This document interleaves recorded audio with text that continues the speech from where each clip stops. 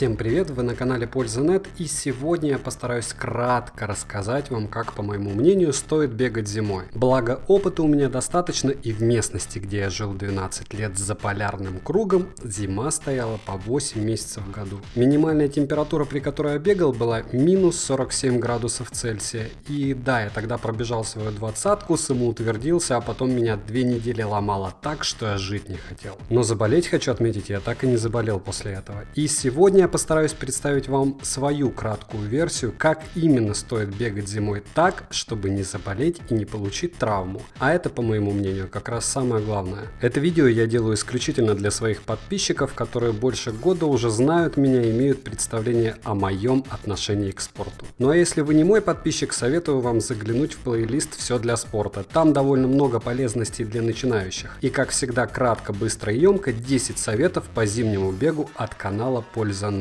Первое и самое главное, по моему мнению, это то, что делает мои советы под лозунгом «не навреди». Запомните, если у вас нет опыта бега и вы не можете пробежать даже 3 километра минимум этак за минут 18, у вас только 2 выбора зимой. Притом я считаю и осенью, и весной тоже. Это первый выбор: либо пойти в спортзал и постепенно повышать свой уровень на беговой дорожке, либо заниматься на свежем воздухе ходьбой, по возможности быстрой. Конечно, к этому можно отнести и лыжи, и плавание, и любые другие аэробные нагрузки. Главное, чтобы вы подготовили свое сердечко и ноги и укрепили свое общее физическое состояние. Иначе бег зимой может вам навредить. Здесь главное не переоценить себя. Помните, что даже если вы не заболеете, то с легкостью можете получить травму, особенно учитывая, что ваш опорно-двигательный аппарат, а это в первую очередь голеностоп, не готов к такой нагрузке. Пожалейте себя, не бегайте зимой, если вы пока не готовы. Лучше подготовьте себя. Второе, если вы с бегом уже знакомы, вам однозначно стоит купить себе зимнюю беговую обувь. И здесь я разделю ее на целых 3 категории. Идеальный и самый дорогостоящий вариант – это обувь с высоким верхом и металлическими шипами. Мало того, что связки вашего голеностопа будут защищены от ветра и снега, так вы еще и при любом раскладе не подскользнетесь и будете максимально защищены от травм. И это однозначно единственный достойный вариант при наличии снежного покрова или льда. Второе, что будет дешевле на процентов 20, но не будет иметь защиту ахилл, это трейловые кроссовки с шипами без высокого верха. И если первые это исключительно сноукроссы от Соломона, аналогов у других фирм, если честно, я пока не встречал, то вторые можно найти у всех известных беговых фирм и даже найти, в принципе, в эконом-классе довольно дешево. Третий вариант — это любые трейловые кроссовки с агрессивным протектором и, возможно, даже без гортекса. Без гортекса бегать тоже можно, главное не давать себе остыть на улице. Бегите до любого помещения и делайте заминку уже там. Третье, что необходимо, это спортивные носки для бега, желательно плотные, даже не обязательно зимние. Ваша нога будет и так достаточно сильно потеть. И носки обязательно должны быть с высоким верхом, чтобы защищать те же пресловутые ахиллы и по возможности греть икры. Четвертое — аксессуары. Перчатки лучше взять у беговых лыж. Они будут непромокаемы, вплоть до того, что вы можете купить зимние перчатки для велосипеда. Они тоже подойдут. Главное, чтобы они не продувались. Шапку можно использовать лыжную, а очки просто обязательно. Мало того, что если вы бегаете в дневное время, солнце от снега будет очень плохо сказываться на вашем зрении, так еще и глаза будет надувать так, что потом высоковероятно у вас будет болеть голова. Пятое, и этот аксессуар я выделю в отдельный пункт, это шарф, баф или маска для бега. И любую из этих вещей стоит покупать только хорошего качества. Мало того, что они будут вас согревать, так еще высоко вероятно вы будете через них дышать. А при морозах это единственное, что позволит вам бегать на улице. Шестое, забудьте про бег при температуре ниже минус 10 градусов. Когда вы сможете бегать при более низких температурах, вы сами почувствуете. И пусть ролики беговых маньяков на YouTube не вводят вас в заблуждение. Закалка организма – процесс крайне длительный и деликатный, а сломать его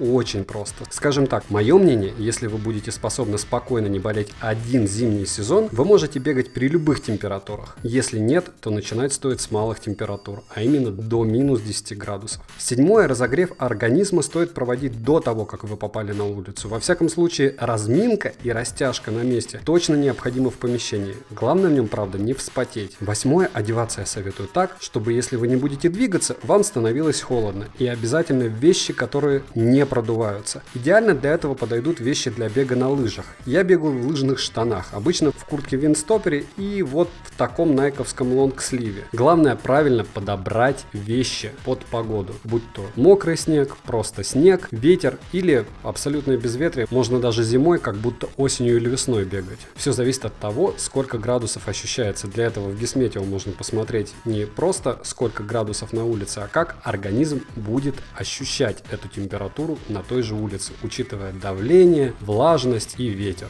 Девятое — это, конечно, правильно подобрать нижнее белье. И здесь я кратко могу посоветовать следующее. Все должно быть по вашим ощущениям. Если тепло и без ветра, достаточно одеть простые спортивные трусы. Холоднее, сверху одеваем термотрусы. Очень холодно. Система лыжников. Одни трусы-плавки, сверху трусы-боксеры, сверху боксеров трусы-плавки. Вот так вам будет никакой мороз не страшен. Есть еще очень простой способ купить специальные трусы для велогонщиков с уплотнением в стратегических местах. Я, если честно, имею такие трусы, но ни разу в них не бегал. У меня они исключительно для велосипеда. Я использую вот эту систему лыжников. Плавки, боксеры, плавки. Десятое, и это немножко о технике бега. Очень не советую вам дышать ртом. Хотя сам и дышу. Но, во-первых, если вы будете дышать на морозе ртом, вдохи должны быть неглубокими. А во-вторых, по моему мнению, через баф или шарф, чтобы не заморозить легкие. Очень многие бегуны рассказывают, что они дышат ртом ни через баф, ни через шарф. Они молодцы. Если я это делаю, то тогда я сразу заболеваю. Вообще я стараюсь дышать через нос. И только когда бегу на время, дышу через рот и опять же через шарф или баф.